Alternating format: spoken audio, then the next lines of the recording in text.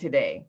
I'm great. How are you? I'm doing great. I don't have that background that you do with that wonderful breeze blowing through your hair and just the beautiful backdrop of trees. It's just wonderful. I'm so glad you decided to do that because that's going to bring in a lot of wonderful energy into the conversation.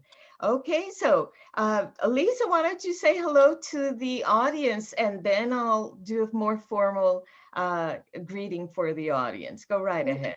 Well, first, Evelyn, I want to say hello to you and thank you for this opportunity.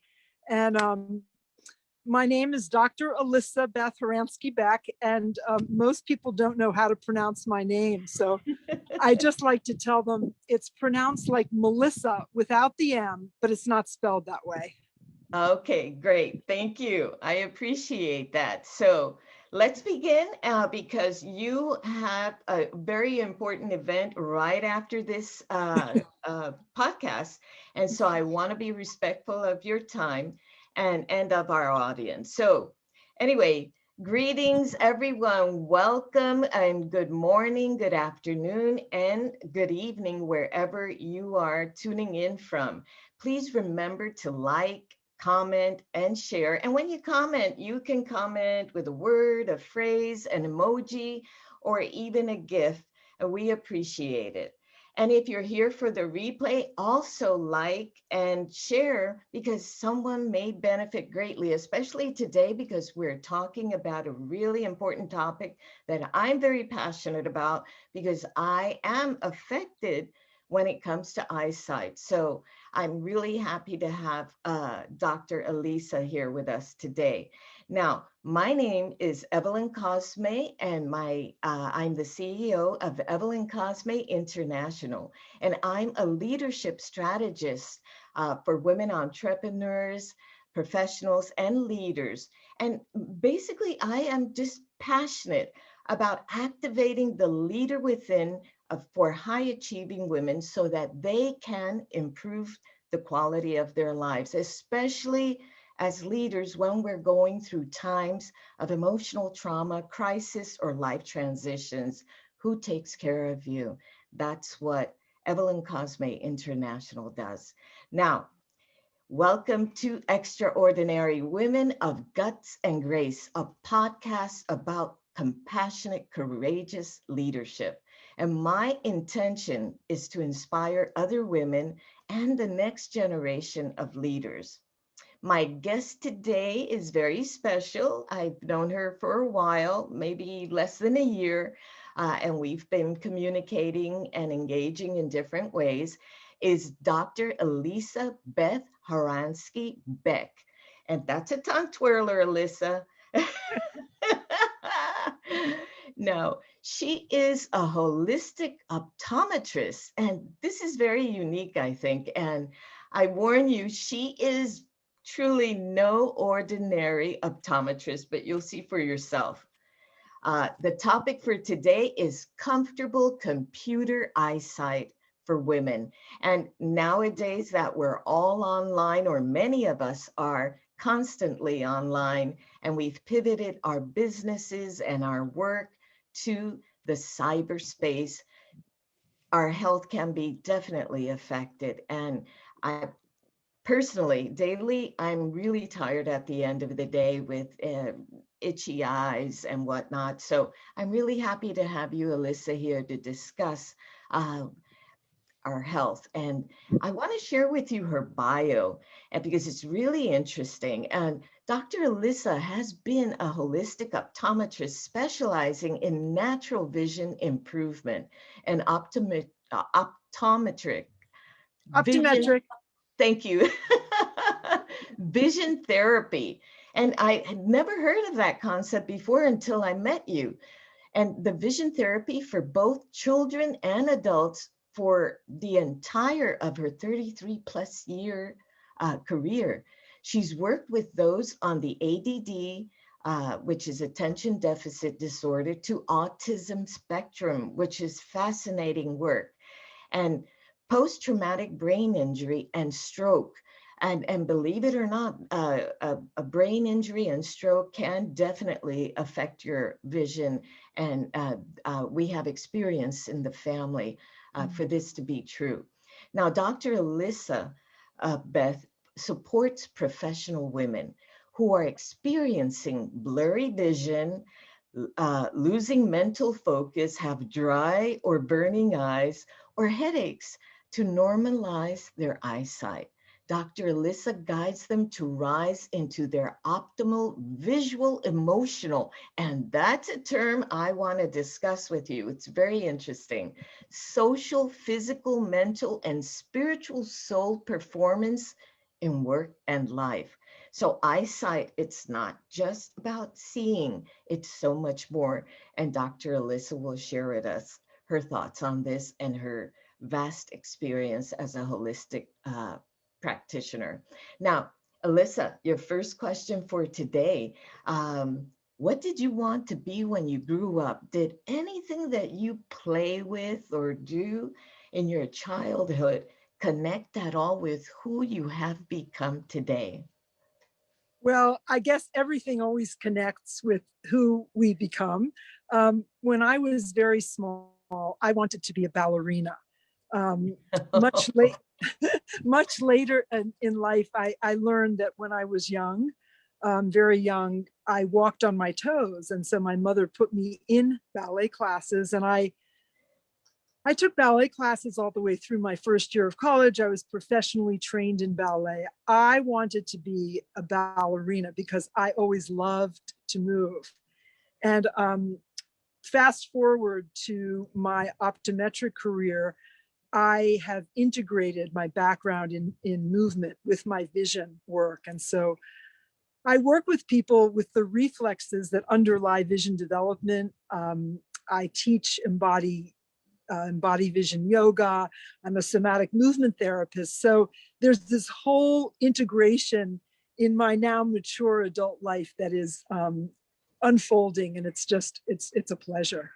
And you definitely have become this extraordinary woman of guts and grace, because it takes a lot of guts to do what you're doing. This is something that's, it's not even out of the box. You have no box, you know, you have no box in terms of your practice. Can I And quote you, Evelyn? absolutely. Okay. I'm going to write I that say down. that quite often about women nowadays needing to just toss out the box, man. We don't need it at all. Absolutely. Now, Elisa, how did you come about becoming a holistic optometrist? Okay, well, I heard about being dancing and wanting to be a ballerina, and of course, your wellness and your strength, your core strength, was of importance at that time, I would imagine, as well as your eating habits. How how did you bring all of that training, because it's a discipline as well, and then becoming a doctor and incorporating all these amazing elements into your work? Share with us a little bit about that, because for emerging leaders and the next generation of leaders, I want them to get a feel for how things start falling into place and the mindset that it takes to achieve the success that you have with your very no box concepts and practice. Yeah, so the point that you bring up about discipline is really true. I would take dance classes 4 or 5 days a week. I mean, I loved it. I performed, and I think that it takes discipline. So it's fun, it's wonderful, it's grand. But when you go for the number of degrees and certifications and trainings that I have and that I think you have, it takes time, it takes energy, it takes effort. Whoops, sorry about that. And when you it just dropped off this little tripod. No, um, don't worry. when you are doing something that you love, though, you lose a sense of time, and so you Yeah. just you keep going with it, through thick and thin. And when I was dancing, I never had, I just was always moving and loving it. And now when I'm in the zone of, I work with people, it's job training forever, because you're working with individuals and groups, and you're forming it as you go. So you're seeing the people, the groups in front of you starting. Okay. So I'm a developmental optometrist. I work from where people are, and you're seeing where people are, and you're helping. My phone wants to keep turning around, and you're moving from that place. And so here's a great example. Here we are in a podcast, and I took a leap of faith. I took my studio outdoors, which consists of a I teeny have tiny yet to try tripod. that one. Oh my gosh, yeah. So I don't know if I'm really answering the question, but my creative spirit just kind of oozes out all the time. And I can appreciate that, Elisa. I always had a love for music and dancing, and I'm not a dancer, professional or trained, but I just love the movement, and also started practicing yoga early in my teen years, having been obese just for a few years in my childhood. I started with self-care for myself early on and learned the importance about it. And then Beautiful. with movement, though, I learned that my own clients were able to move through trauma, crisis, life transition, and it was so impactful. But I never thought it could affect eyesight. That's huge. So, what, Elisa, are the benefits of the holistic perspective that you use for eye care? So when people think of eye care, they think of their eyes. Yes, of When course. I think of eye care, I think of vision. I think of the eyes as a reflection of the brain, as an extension of the brain Oh, and body. blowing Yeah. my mind away. Go ahead. Okay, are we done with the interview? So you can ponder and meditate on that. No, go right. It's amazing. I'm amazed because I'm sure our audience has no clue. Well, we know there's an interconnection of everything within our body and also without. But the way you're explaining it, I don't think anyone has ever really thought about that unless they've researched it. Please So continue with that. what Yes. I like to demonstrate, and you can do this with me, but if you take your arms and cross them over, do you see my hands are my eyeballs, and my arms, and this is kind of a weird angle, I apologize, but my arms are my optic nerves, which extend from the back of my eyes into my brain, into my upper visual cortex, my lower visual cortex. And then that connects to my spinal cord. Oh, And wow. my eye-hand coordination is what develops my, you can call it eyesight, but I call it vision, because we are human action systems. Our vision guides our movement. And so I'm a little bit biased, but it's really true, because all of the neurological studies are coming out now that there are more, that vision guides us, our eyesight. And even if you're not a sighted person, even if you have eye disease, you still have, in most cases, the visual pathways. You still have your brain. You still have a sense of vision, which includes visualization. It includes tracking ability. It includes depth perception. It includes two-eyed vision, seeing. Did you ever think about, why do you see one of me? I mean, I hope you see one of me. I don't see. I still do. But you have two eyes, Evelyn. Why are you seeing one of me? That's a great question. And in my case, I lost vision in my left eye. I have macular degeneration there for about quite a few years already, but I've learned to deal with it. And Okay, well, you've just won a free 20-minute consultation, and we can talk about that later, because we want to try to make sure that your macular degeneration not only doesn't get worse, but there's the potential for shifting in the more positive direction. Absolutely. And that's you've probably not been told wonderful. that before. I have never heard that possibility from any of the specialists I've been to, and I do appreciate that. Now, that free session, is that open for other for people in the audience as well? Absolutely. If people are seriously interested in natural vision improvement, I am more than happy to offer a free 20-minute consultation. All you have to do is jump into my Sprouting Authenticity Facebook page, or reach out to me through my enliveningconsciousness.com website, and I will be more than happy to offer that for people that are seriously motivated and interested in improving themselves. Because I've had a career for so many years, I love to work with people that are self-help gurus like I have been for my entire lifetime. That's wonderful. And I will say that I'll be posting that information that you just shared below the video once I post it today. All right. So anyone who's interested, definitely reach out to Dr. Elisa. And now, with so many women and people in general, but since we're talking about women being online more than ever, uh, we can have complaints. I know I do. I mentioned itchy eyes, dry eyes, etc. Now, what are the 3 tips for comfortable computer viewing related to these complaints that seem to be increasing, especially now? So I'm demonstrating some of them right now. And that's part of the reason that I stepped outside to do this podcast. I am intentionally not looking into the screen right now. It is a gorgeous sunny day. I know you're there.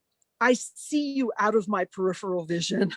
I have an image of you because I know you are there.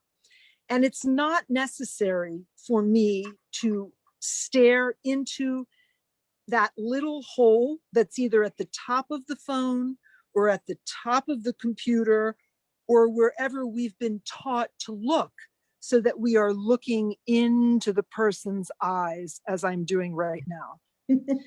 Okay, so I am focusing right now very close to the plane of my face. And instead, right now, because it's more than 20 minutes into our broadcast, or it's about 20 minutes. I think we started about 5 minutes late. So what I advise people, and this is going to be part of the course that I'm teaching that's coming up on April 11th, I advise people to take time every 20 minutes. Yes, every 20 minutes to stand up, to move around, to gaze beyond their computer screen, to breathe consciously, inhaling, exhaling, taking time to come back to yourself. Pausing to explore where you are, with the knowingness that as we do this, pay attention to ourselves, our breath, our blinking, our blink rate. We tend to stare when we're in front of the computer screen. That the benefits of taking a 10-minute break every 20 minutes to blink and breathe and look far away beyond the computer screen. Not everybody has the capability to do what I'm doing right now. Yes. And part of the reason I'm doing it is because it is almost 50 degrees Fahrenheit right now. Oh, wow. We live outside of Pittsburgh, Pennsylvania, in southwestern Pennsylvania. And it is the first day in months and months and months and months that I have been able to work outside. Oh, And I thought, if I can do this anywhere, I can do this with Evelyn on her amazing podcast, thank you. And so I'm going to leave those as the three. There's so many things that I have to offer in the 3-week course. I've synthesized all of my 33 years of experience into 3 weeks, and I'm just giving it to you. This is not a free course. It is an outstanding, integrative, amazing course. And so this is just, I kind of gave you a sample of what the content of the course is. And I'm very excited about it. Thank you. So we got a sneak peek at it, huh? And yes. Now, because the body is so involved in vision, because now I'll be using that term, vision, not eyesight. Thank you. And how about eating, our eating habits? How does that play into all of this? I'm so glad you asked that question, because I just completed teaching my first ever 3-month course called Deepening Insight Through Improving Eyesight. And one of the 3 components of that course was optimal nutrition for optimal vision. And so I personally am sometimes accused of being extreme. I personally love to advise people in order to reverse chronic eye disease. I love to advise them to move into the minimally the whole food plant-based lifestyle. Really? And if you're really serious about reversing things such as macular degeneration, cataracts, hypertensive retinopathy, which are the changes that happen in the back of the eye due to heart disease, diabetic retinopathy, which are the changes that occur in the back of the eye from diabetes, because the blood vessels in the back of the eye are the most sensitive and delicate in the whole body. So you see, it's about 10 minutes. I'm going to gaze back into the screen just as a footnote. So in terms of ocular nutrition, but I'm not going to be staring at the screen. Okay. So you'll notice that I'm gazing around the place. Yes. And this is because I'm taking my focus from distance to near and back and forth again. So I'm rocking my focus. And I better stop giving away my whole course right now, because you may not sign up for it, Evelyn. But so in terms of ocular nutrition, another pearl, another gem would be to go to the 21-day app, which is free. It's called the 21-day vegan kickstart. And this is the work of, right now his name is escaping me, an amazing physician, the Physicians for Social Responsibility guy. And right now, I'm not going from any notes right now, so Okay. I apologize, but it is a free app, and it's called the 21-day vegan kickstart. And they go through every day, they give you a grocery list for the week, you go shopping, and then they have videos where you can watch them day by day by day. And you're basically cooking with them. So they show you what the recipes are. They show you, and they're balanced vegan, plant-based meals. So wherever you are on the spectrum of eating habits, get rid of the dairy, get rid of the meat. I mean, I'm not the crazy one. I understand that now. I do have guts. I like your vocabulary. I'm not the crazy one. If you're eating dead flesh, you are eating the milk of animals that is meant for their young. You're eating their eggs that is meant to turn into beings. I'm not crazy by not eating that. It took me years to understand that. I've been on the plant-based journey for 8 years now, and I got a master's. You haven't been always. No. I was raised on traditional Jewish soul food. Wow. Yeah, chicken soup and matzo balls and brisket and lox bagels and cream cheese. Oh, my So, favorite. Now, Elisa, you're outside, and I noticed you're not wearing sunglasses. Speak to us about the use of sunglasses. Is it beneficial? Does it protect us truly? Share some of your knowledge regarding that, please. well, if you have had cataract surgery and there's no protection in the lens, for example, that they insert into your eyes, my understanding is that it's important to wear sun protection, sunglasses. But I'm outside and I am actually facing towards the sun. I'm not looking into the sun, not even when I gaze in the distance, but the sun is in my direct line of sight if I were to tilt my head a little bit one way and look directly up. If I were to do that, I would close my eyes to bring in some of the rays of the sun. Now, I am in the heat of the day.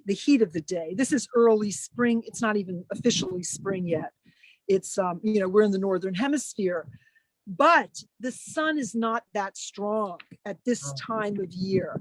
And so even at the peak of day, it is way more important for me to be outside for at least an hour a day to welcome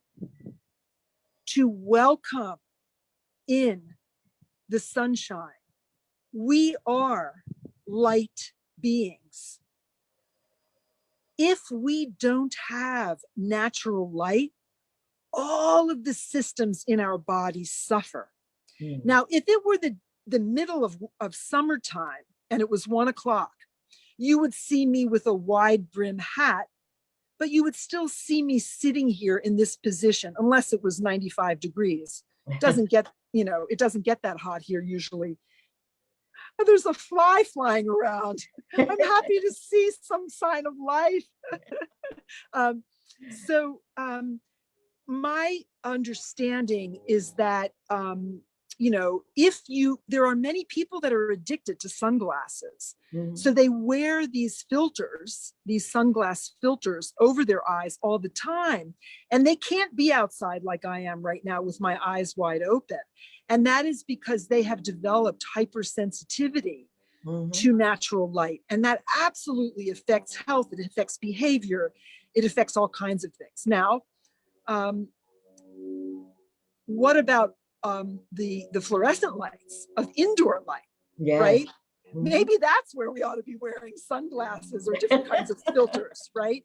And I didn't mention it, but one of the tips I was going to mention in the 3 beyond vision rest breaks is like blue blockers. So, making sure that you're balancing the light that's coming out of your computer. The course that I'm going to be teaching in 3 weeks, I'm going to be offering just loads and loads of suggestions for different things and modalities that people can shift their lifestyle with, just tweak it so that they can have comfortable computer vision. But there's this, the basic part is if you wear glasses. So I noticed, for example, as we're having this interview, that you've taken your glasses off and put them on a few times. So, as part of the course, I'm going to be offering, included in the price is a 45-minute consultation at the beginning, just one-on-one, like I'm with you. And I would be asking you more information about you. Why are you taking your glasses off? Why are you putting them on? What is your prescription? Do you have a prescription specifically for the computer screen, and on, right? And then I'll be doing 45 minutes after the close of the group. And I'm only accepting 12 people for this course. So if people are interested, they should reach out to me right now, because I am 100% convinced that it's going to fill before the start date, and so it's coming right up in April. At least I feel like it's coming up, because there's a lot of work to do on the back end between now and then. And I'm aware of that. Yes. Yeah. Now, listen, and I appreciate all these tips, and I'm going to ask you for more. Now, I'll reserve the right not to answer. I'll reserve the right to encourage. That's okay. That's okay. No boxes here. What are some tips, Elisa, that give women, that you can give women about how to interact with their eye doctors and to get the best eyeglass or contact lens prescription? Is there some kind of tip you can share with us at this point? So I just have to share with the viewers that I definitely spoon-fed you that question, because it is an outstanding question. And I'm really glad that you asked it, because that is the single most important tip that I can give people today. And my hope and dream is that everybody listens to this interview before the course starts, so that they understand before the course starts to make sure that they have the optimal, if they wear glasses, that they have the optimal prescription in front of their eyes. Number one, how do they do that? Well, I have to take a breath. I have to take a breath and a stretch, because how do I answer that question directly? Okay, let me go to a direct answer.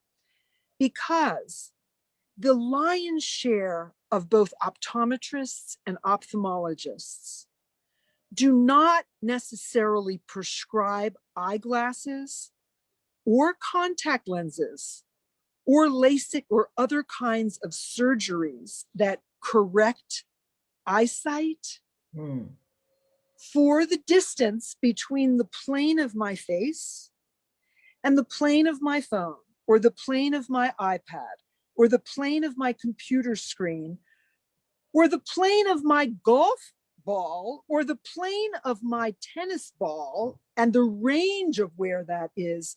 There is not consideration for function. We are human, women, they, them, beings. We are beings, and we are not an optical bench, as we were taught in school, that sits behind a big machine called a phoropter, where I say, which is better, one or two? And then I give a person a piece of paper with a prescription and tell them, this is the answer. I'll see you in a year. That is simply not the way that it works. And my experience, God bless all of my colleagues, I'm breathing into that, because I was trained the same way. And I believed my professional education, to the point that when I was a student in optometry school way back when, I graduated from optometry school in 1987. Ooh, wow, seasoned, and all that wisdom wrapped up together in you. That's wonderful. I went to the State House in Annapolis. I grew up in Maryland, and I fought for what was at the time called diagnostic pharmaceutical agents. Way back then, optometrists were not allowed to use eye drops to dilate people's eyes. And I thought that was so important. And it is important. And it is standard of practice. And I get that. I understand that. Actually, I don't even know if it's standard of practice anymore, because there's all kinds of fancy retinal cameras that take photographs and all these things. And I haven't been in a brick and mortar practice for several years now. I've stepped way out of the conventional box. So when you take my course, when you're taking my advice here, it's not my doctor hat that I have on, because I have to have a disclaimer. You know, this is, you go to your doctor, go have the eye drops, go get the retinal photos, go make sure and rule out disease before you take my class. I don't want to promise to you that your vision is going to improve naturally if you have a brain tumor. So that's number one. You need to go for an eye exam and advocate for yourself, so that you explain, get a yardstick or a ruler or a tape measure and measure the distance from your computer screen to the plane of your eyes, and write that down. And then take the distance to your phone, where you normally hold your phone, and take the distance to all these different things that you're looking at up close, and say, hey, doc, you know what? I usually hold things about 20 inches. Could you make sure that the focal distance, that the that where I normally focus is kind of in the middle of my natural focusing range. And by the way, Doc, I'm having trouble with this. Would you recommend vision therapy? And if you won't, why not? They're in the box. Advocate for people that have had a career in this natural vision improvement. There's not that many of us, is what I'm saying, but there is the College of Optometrists and Vision Development, which is covd.org, which I'm a fellow in. There is the Neuro-Optometric Rehabilitation Center, Neuro-Optometric Rehabilitation is NORA, I believe nora.org. It may be a different website, but there's the optometric extension program. There's so much information out there where we can educate ourselves. I'm interested right now, at this point in my career, of holding people's hand and helping them in this 3-week time span right now to just kickstart their movement into self-improved vision from the inside out. I'm not going to go into diet, but if people are interested in diet, they know where to find me, and I'm happy. I'm a spiritual nutrition counselor, literally. I have a master's degree in live food nutrition. And the reason I got into that master's degree several years ago, I just got this master's degree like I needed another few letters after my name. I got into it because I thought I was going to be the lead eye doctor on a study about reversing diabetic retinopathy, which are the changes that happen in the back of the eye as a result of diabetes, leading to blindness. But unfortunately, Dr. Gabriel Cousins, who I was working with at the time, lost the funding for the study. But I thought, I was already 3 months into the program of a 2-year program. I thought, I'm going to get this master's degree. So I wrote my master's thesis on the range of veganism, from junk food veganism to raw living foodism. And I do have things in my thesis about, reversing eye disease based on how you eat, because what you put into your mouth on a daily basis, 2 to 3 times meals a day, at least, I hope. I mean, at least I hope you have one good meal a day, has a huge impact on the clarity of your vision, on every aspect of your vision, your eyesight and your vision and your thinking. Do you see where I'm going? I abhor the word eyesight. Forgive me, God. But I recognize through this training program that you know something very much about, that you have to speak in language that is common to the population at large. And so it took me months and months and months to agree. But now I'm so glad, because it is the way that I can reach the population at large. That's wonderful. And you're sharing great information. It's totally boxless. And that's what I love about it, especially the holistic perspective, because we are spiritual beings. And I do believe that. And if we can manage this apparatus that we walk in and experience and breathe through, and make it function as optimally as possible, if that's a word at all. And now what I love about your work is your mindset. Having that vision and the mission and the purpose to do the work that you do. Share, and we're coming to an end because I'm respecting your time, and tips and strategies of mindset, or that have worked for you to be successful doing what you do, especially because it's non-traditional. I actually think I took a note on what I wanted to say when you asked me that question. I think mindset, I guess I don't think of it that way. I think of it in terms of coming back to our breath often, coming back into the awareness of ourselves,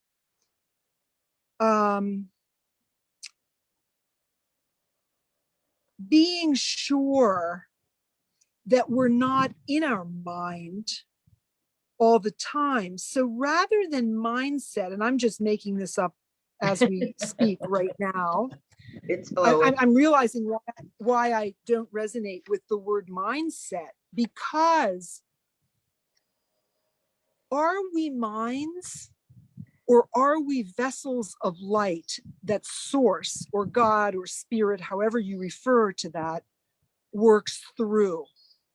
And so my raison d'etre, my reason for being, and I believe the way of all of us, is to clear our vessels. And consciously, yes, when we're awake, we're conscious, but consciously coming back to ourselves, at least if you're sitting in front of the computer for 10 minutes every 20 minutes. So we're coming up on that time frame again. Yes. And we're probably going to end before that. Yes. But I would suggest to people that they take time, try it for the next hour. You know, I'll challenge you, Evelyn, for the next hour, if you were planning on sitting in front of your computer, for that hour, take 10 minutes every 20. Do some of the vision relaxation, vision rest breaks I recommended. Stand up and go get some water, hydrate. Think about, you know, I don't want to give away my whole course, but yeah, just go, no need go do some things that nurture yourself. Instead of moving up into your upper visual cortex, your frontal lobe, instead of moving up into that, know that you are one being and that your purpose and your reason for being here doesn't have to do with mindset. It has to do with getting out of your mind, getting out of your own way, and moving back into yourself. Mm-hmm.